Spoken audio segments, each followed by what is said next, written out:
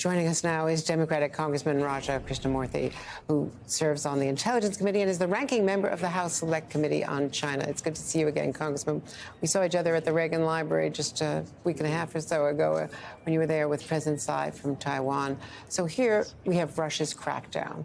The U.S. government calling for the immediate release, but to what effect? What more can the U.S. do?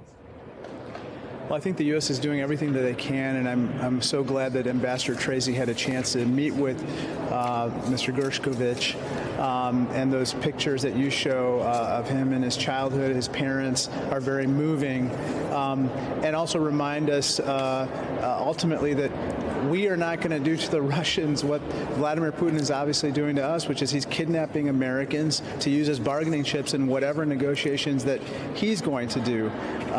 We would never do the same with Russian origin people, nor would we ever prevent Americans from covering the news.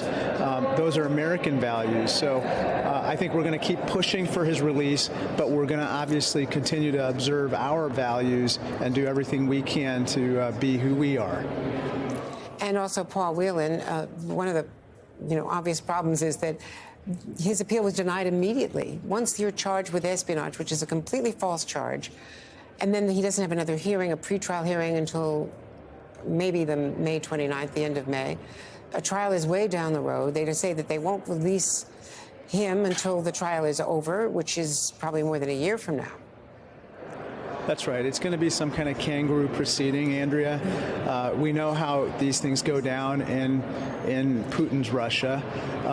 But, we should continue to put pressure on the regime, and our friends and others who, believe in journalism should do the same. And one thing the Russians should know, which is that, in jailing a journalist, they're also going to attract extra media attention on this, and hopefully that will also increase pressure on them from various angles until he's released. Now, on Monday, a Moscow court also sentenced Russian Putin critic and Washington Post contributor Vladimir Kara-Murza to 25 years in prison over his criticism of the war in Ukraine.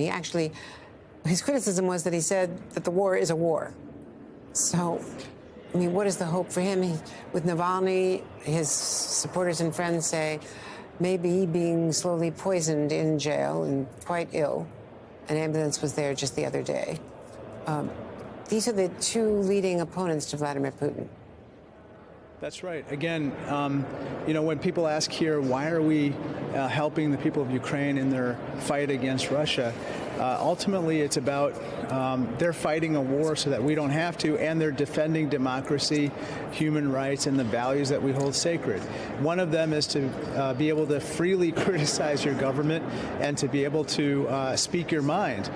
Those are fast disappearing in Russia, where speaking your mind or any number of things, including journalism, is now a crime. And so we can't tolerate that. Congressman Raja Krishnamoorthi, thank you very much for being with us today. Appreciate it.